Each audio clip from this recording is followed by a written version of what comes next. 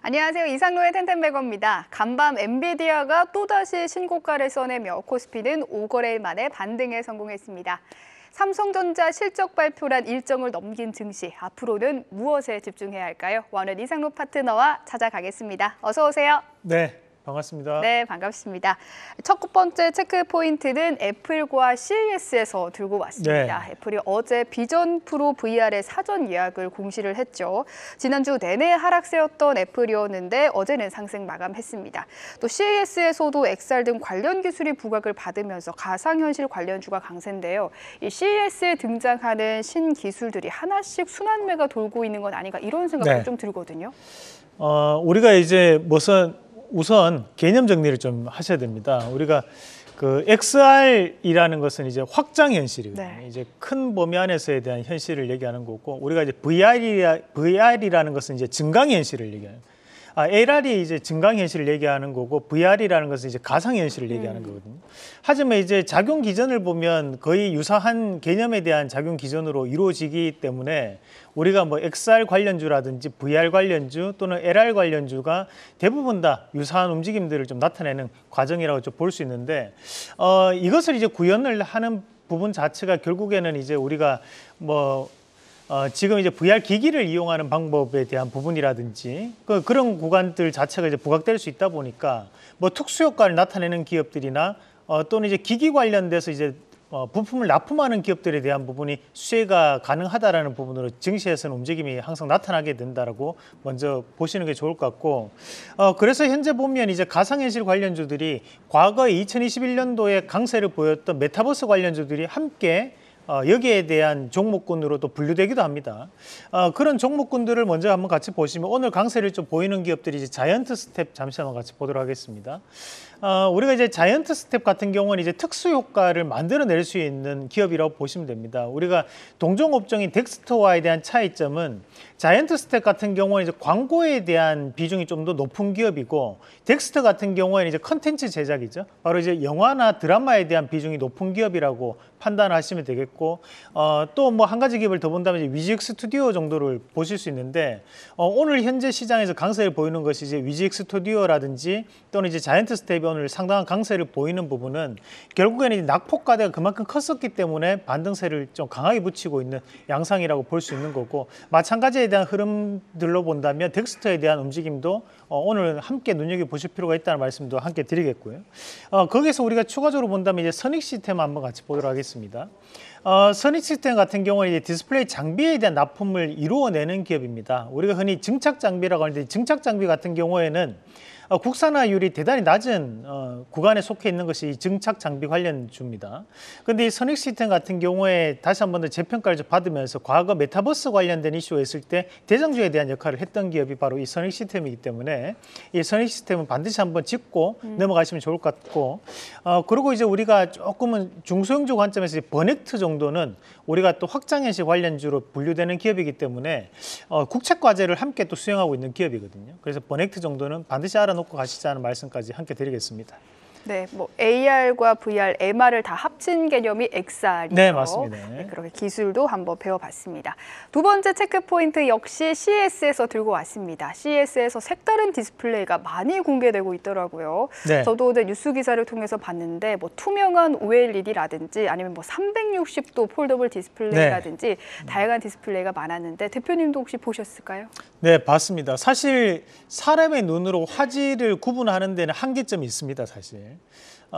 그렇지만 우리가 이제 이것을 이제 디지털 방식으로 바꾸고 그 디지털 방식에 대한 부분으로 나타내다 보니까 우리가 여기에 뭐 이런 거죠. 우리가 95점과 100점 둘 다 A풀이잖아요. 네. 하지만 이제 우리가 95점보다 96점, 96점은 99점, 99점보다 100점, 99.9점, 101점 이런 것들을 계속적으로 이제 바라는 것처럼 그에 따른 부분 자체로 이제 화질에 대한 업그레이드를 하는 건데, 사실 이제 우리가 이 디스플레이 업황 자체가 앞서 말씀드렸다시피 사람의 눈으로는 화질에 대한 부분 자체를 구분하는 것에 대해서 한계가 있다 보니까 이런 것들이 원래 업황과 상당히 유사한 흐름들을 많이 나타냅니다. 그래서 업황이 좋아지면 이제 TV 교체 수기가 또 늘어나고 그렇다 보면 이제 종목군들에 대한 움직임이 나타나게 되는데 말 그대로 현재는 전반적인 경기에 대한 업황 회복에 대한 기대감이 이런 디스플레이 관련된 기업들에 대한 강세로 나타난다라는 부분을 해석을 할 필요가 있을 것 같습니다. 그래서 크게 보면 오늘 이제 KC텍이라는 기업이 다시 한번 신고가를 쓰는 모습들인데 KC텍 같은 경우에는 이제 세정 장비에 대해서 납품이 이루어지는 기업입니다. 이 반도체에 대한 구간에서도 이제 세정이라는 공정이 있고 우리의 디스플레이 같은 경우에도 세정이라는 공정이 존재를 합니다. 그렇다 보니까 이런 KC텍에 대한 부분이 다시 한번 더 강세를 보이면서 신고가에 대한 움직임이 나타내는데 이런 기업들은 쉽게 빠지지는 않거든요. 왜냐하면 이제 거래량 없이 꾸준하게 상승을 하다 보니까 이런 추세 추정에 대한 움직임들이 좀 더 이어갈 여지가 있기 때문에 수익률을 극대화하는 전략으로 좀 봐야 될 것 같고요. 그리고 이제 우리가 이런 디스플레이 장비 관련해서 이제 주성 엔지니어링 잠시 한번 같이 보도록 하겠습니다.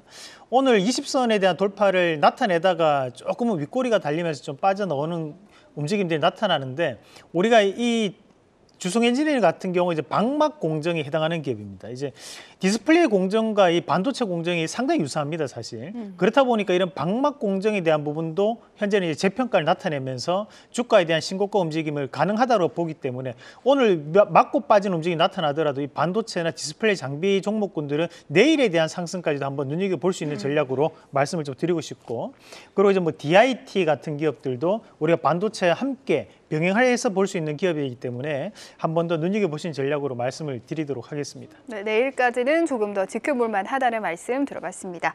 마지막 체크 포인트입니다. 전일 사우디가 원유 가격 인하를 발표하면서 WTI가 급락했죠. 원유 가격 하락 수혜를 받는 항공주가 반등을 하고 있는데요.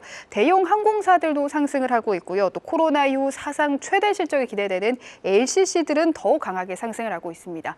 항공사들 겨울은 원래 좀 비수기 아닌가요? 지금 주목해도 괜찮을까요? 뭐 지금 안 좋더라도 비수기라고 하더라도 우리가 과거 코로나와 비교하면 뭐 이미 상당히 좋아지고 있는 모습을 봐야 되고 우리가 이제 2020년도 코로나 때는 이제 비행기가 뜨질 못하니까 당연히 실적이 안 좋았던 거고 그러면 왜 작년에는 안 올랐느냐? 2022년도와 2023년도는 이제 재무 구조를 개선하는데 중점을 뒀던 겁니다. 그만큼 이제 우리가 이제 턴어라운드가 이제는 이루어질 수 있다라는 부분이 현실적으로 와닿을 수 있는 단계까지 왔기 때문에 그렇다 보니까 이제 실적에 대한 재무 재편에 대한 부분도 상당 부분 이루어졌다라는 부분으로 봐야 된다는 거죠. 그러면 이제 우리가 구조조정에 대한 기간이 1년에서 2년 정도가 흐르고 난 다음에 현재는 다시 한 번 더 움직임이 나타나는 과정이기 때문에 이번에 대한 상승은 진짜 상승에 대한 추세 변화라고 좀 보는 것이 현실적으로 타당하다고 보고 그랬을 경우 현재 이제 대한항공에 대한 부분은 이제 우리가 장기 노선에 대한 부분이다 보니까 유가에 대한 하락이 좀 더 나타났을 때 좀 더 부각받을 수 있다면 우리 LCC 같은 경우는 이제 단기 노선들이 대단히 많거든요. 그런 구간들은 이제 최근 관광객들에 대한 부분, 입출국자 수가 증가하고 있는 부분, 그리고 현재 유가에 대한 하락 부분 이 두 가지에 대한 더블 모멘텀이 작용하면서 상승하는 구간이다 보니 이런 항공주 안에서도 우리가 뭐 제주항공이라든지 대한항공 같은 조금 대표적인 기업들은 반드시 좀 더 알아놓으시고 가는 전략. 그래서 현재는 이제 트레이딩 관점도 상당히 중요한 관점으로 우리가 좀 더 추가적인 상승 구간을 노려볼 수 있다는 말씀도 함께 드리겠고요. 거기에 맞춰가지고 오늘도 여행주도 함께 상승을 하는데 여행객 수가 증가했다라고 보기보다는 이제는 과거처럼 나빠지지 않겠지라는 기저 효과가 우선 투자 심리에 깔려 있습니다. 그 부분을 좀 더 기억을 하시면서 여행주도 함께 보는 전략으로 말씀드리겠습니다. 네, 삼성전자가 2%대 낙폭을 좀 더 키우면서 코스피는 약전환으로 전환을 했습니다. 투자에 참고하시기 바라고요. 오늘 살펴볼 종목 하나 있습니다. 동국제약인데요. 어제 오늘 동국제약의 추가적인 주가 상승 여력이 있다는 긍정적인 리포트가 두 편이나 나오면서 상승세를 지속하고 있습니다. 52주 신고가가 나왔더라고요. 저희가 이제 레포트를 보고 추천드렸던 거는 아니고 뭐 이 방송을 보고 레포트를 쓸 수는 있겠죠. 네. 대신에 이제 우리가 1월 3일 날 말씀드리고 난 다음에 우연찮게 이제 레포트들이 나오면서 주가가 또 견인되는 역할을 하고 있는데 이 동국제약 같은 경우에는 이제 스테디셀러라고 볼 수 있는 마데카솔의 회사입니다. 그만큼 이제 일반 의약품과 전문 의약품에 대한 부분이 좀 더 부각될 수 있는 양상들이니까 1월 11일 우리가 이제 미국의 물가 상승 발표 이후에 다시 한 번 더 제약바이오 종목군들에 대한 재평가 나타났을 때 이 동국제약이 한 번 더 강한 상승세를 보일 수 있기 때문에 좀 더 수익을 극대화하는 전략으로 보유 관점 말씀드리겠습니다. 네, 방송에서는 3일에 소개가 됐고 리포트는 네. 8일과 9일에 나왔기 때문에 저희가 먼저 소개를 해드렸다는 점도 짚어드리겠습니다. 오늘 살펴볼 관련주는요, 저출산 관련주입니다. 여야 할 것 없이 정말 경쟁적으로 관련 정책을 내놓을 거라는 전망이 나오고 있는데 네. 어떤 종목이 있을까요? 사실 이제 뭐 유아 저출산 관련주를 과거에도 많이 했었습니다, 그죠? 그래서 우리가 이 방송 통해서 제로투 세븐 같은 기업들도 최근에 이제 상당히 상승세를 좀 보이고 있고, 뭐 유튜브에서 또 아가방 컴퍼니 같은 기업들 한번 소개를 해드렸는데 뒤에 그림 한번 같이 보면서 말씀을 좀 드리겠습니다. 우리가 일단 이제 저출산 관련해 가지고 직접적으로 사실 우리가 관련이 되지는 않습니다. 그렇지만 시장이라는 것, 그리고 이제 대중이라는 눈높이에 맞춰서 우리가 시장을 해석을 해줘야 되는 거거든요.